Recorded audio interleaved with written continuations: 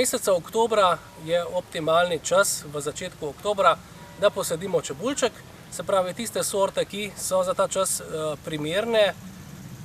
Že na začetku naj poudarimo, da čebulo se umestimo v pravilen kolobar, se pravi za pravilnimi predhodnimi posevki. Čebule ne sadimo in ravnamo se po tem pravilu, da čebule ne sadimo za čebulnicami, se pravi za čebulo, za porom, za česnom, drobnjakom in šalotko. Lahko jo sadimo za katerimikoli drugimi vrtninami. V našem primeru je to bil pozen krompir, kjer je bila gredica močno pognojena. Pozen krompir smo skopali, gredico smo lepo zravnali, jo očistili.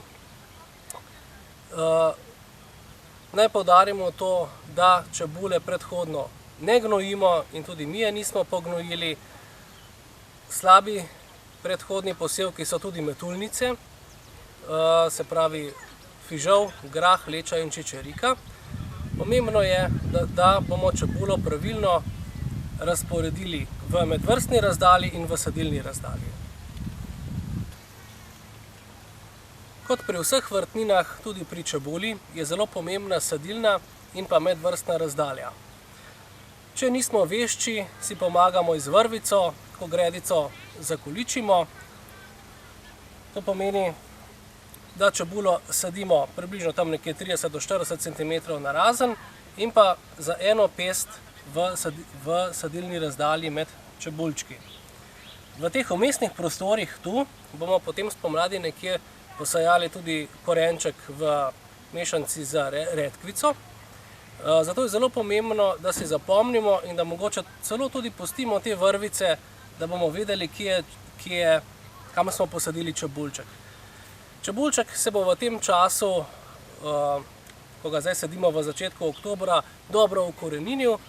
Naredil bo nekaj korenin, malo listne mase, kar je zelo pomembno za prezimljanje. Namreč, če bi ga sadili prezgodaj, bi nam seveda odgnal, kar bi lahko pripeljalo tudi do tega, da bi nam pozebel.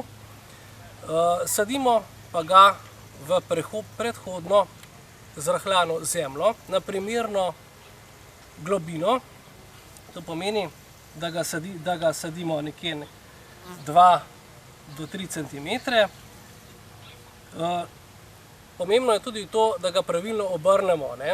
Tule spodaj bodo korenine, tule zgoraj bo pognal listje, zato ga ne sadimo tako ali pa tako. Posadimo ga lepo, da bodo korenine odgnale tako, kot morajo. Tudi tu si lahko predhodno razporedimo čebulčke. Rekli smo za eno pest. To pomeni, da lahko pest tudi takole postavimo in si jih lepo razporedimo. In jih bomo kasneje, ko bomo videli, kje so, jih bomo potem lepo pogreznili v zemljo. Namreč na ta način ne bomo pozabili, kam smo kakšen čebulček postavili in jih bomo preprosto pogreznili v zemljo. Če smo v dilemi droben ali debel čebulček, kateri bo dal večji pridelek bo dal drobnejši čebulček, v nasprotju seveda s česnom, kjer bo dal večji strok, večji pridelek. Tudi velike čebulčke lahko uporabimo za sajenje bolj na gosto. Ta čebula bo uporabna kot mlada čebula. Vemo, da je mlada čebula najslajša skupaj s kruhom in maslom, zato uporabimo vse čebulčke. Drobnejše, to so se pravi tisti, ki so drobnejši od 25 mm, se pravi 2,5 cm in manj.